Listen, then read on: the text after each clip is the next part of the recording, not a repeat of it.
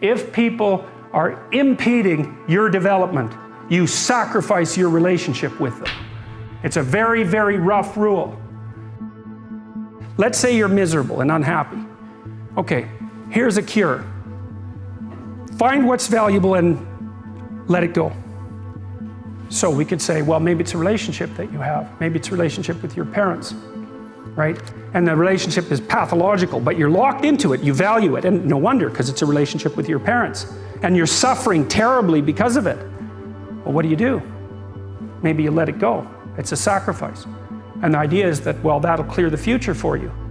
Well, very frequently when people are suffering terribly, not always, because sometimes you just suffer stupidly, blindly, and without recourse, you know. You get cancer and then you die. So we have no idea how to deal with that.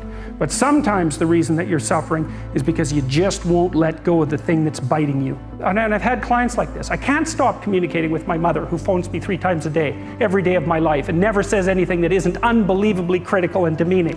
I can't let that go. That's not such a good idea. The funny thing too, often when people let something like that go, it goes away, sorts itself out, and then comes back. So they don't even end up losing it. But unless they're willing to let it go, to sacrifice it, they make no headway whatsoever. And I'm not saying I'm a great man, but I'm telling you this here though, I ain't what I was. You might not think all that much of me, but you would if you knew what I was though. If you'd have saw me when I had a severe stuttering problem and I couldn't talk outside my house, you would think much of me if you saw me when I flunked out of school. I'm on my 3rd marriage. You would think a whole lot more of me if you knew me when I was living in that car for 3 years. Cause see, what he turned me into was something I never saw that I didn't think I'd ever be this. People come to me from everywhere. I meet with kings and queens. I was in Botswana with the president and the first lady of Botswana. Then I met the crown prince of Abu Dhabi. He came out of his chair at the race to come meet me. You know why he came to meet me? Just simply because of my gift. I make people laugh. It put me in the presence of great men. That's what my gift has done for me. That's what your gift will do for you. That scripture is talking about you. Look, man, identify that God-given gift and get to pursuing it. Maybe you here because you need to hear this here. Maybe you here because you need to dust off your dreams. Maybe you need to explore your imagination. Maybe you just need to identify your gift so you can quit tripping in your own life, trying to figure out what you can do. There was this statement, I think it was Pascal, he said, you know, all of man's problems arise because he cannot sit by himself in a room for 30 minutes alone. And it's very true. I always needed to be stimulated. And when the iPhone came along, boredom was dead. I would never be bored again. Even if I'm standing in line, I'm on my iPhone, and I thought it was great. And when I was a kid, I used to try and overclock my brain, be like, how many thoughts can I think at once? The answer is only one, but I would try to think multiple thoughts at once. And I was proud of that. I was proud that my brain was always running, this engine was always moving. And it's a disease. It's actually the road to misery. And now that I'm older, I realize you actually want to, again, rest your mind. You want to learn how to settle into your mind. And now I look forward to solitary confinement. You leave me alone for a day, it'll be like the happiest day I've had in a while. And that is a superpower that I think everybody can attain.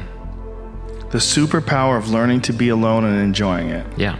As much as you want people to agree and you want the people around you to be supporting your dreams and all, it's not going to be like that all the time. You got to do it alone.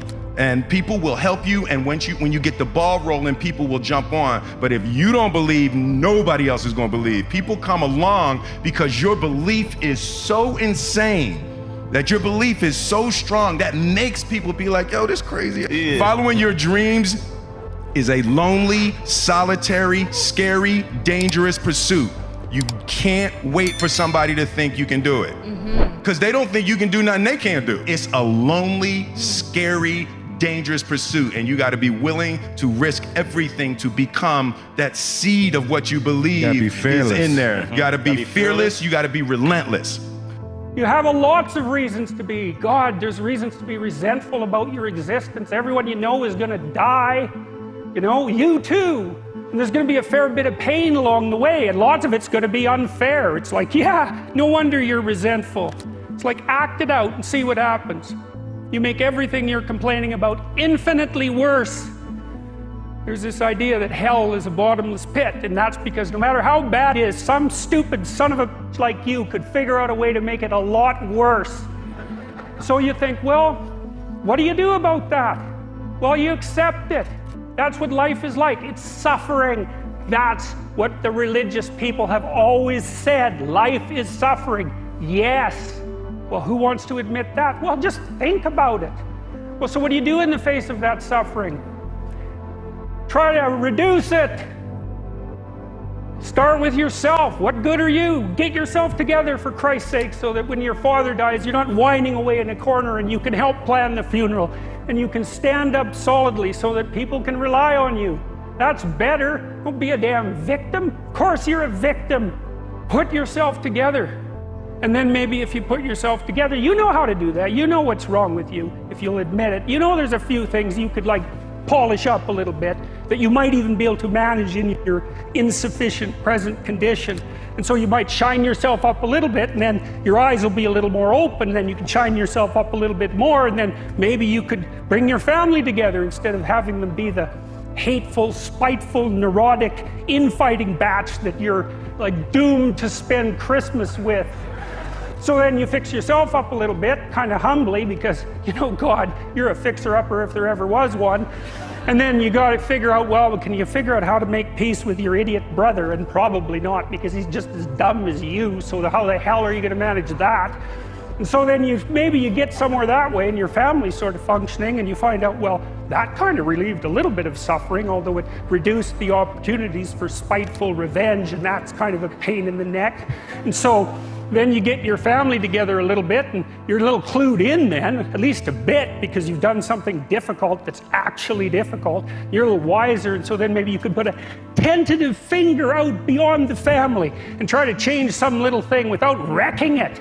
It's like, our society is complex, and we teach our students that they could just fix it. It's like, go fix a military helicopter and see how far you get with that. It's like, what are you gonna do? You're like a chimp with a wrench. Whack! Oh look, it's better! It's like, no, it's not better. Things are complicated, and to fix things is really hard. And you have to be like a golden tool to fix things, and you're not. And that's the other message of the West. It's like, how do you overcome the suffering of life? And I'm not saying it's only the message of the West. How do you overcome the suffering of life? Is be a better person. That's how you do it. Well, that's hard. It takes responsibility. And I think, you know, if you said to someone, you want to have a meaningful life? Everything you do matters. That's the definition of a meaningful life. But everything you do matters. So you're going to have to carry that with you. I get, worried sometimes. I get these feelings. And so what I decided to do was create a 90-second rule for myself where I would end suffering as it arises. Because anybody tells you you're gonna end suffering is full of crap. The reason is your brain is a 2 million-year-old brain, and it's not designed to make you happy, it's designed to make you survive. But there's no saber-toothed tiger for you to react to anymore, so now we worry about what are people thinking of us, do I have enough money? Over the last 2 years, what I've done is play this little 90-second rule, and if I feel tension in me, I go, okay, that's suffering, where's it come from? What am I stressed about? What am I concerned about? And what I immediately do is I realize, the stressful thought, what I really do now is I dig in and I notice that the only time you have stress or suffer is when you believe a stressful thought.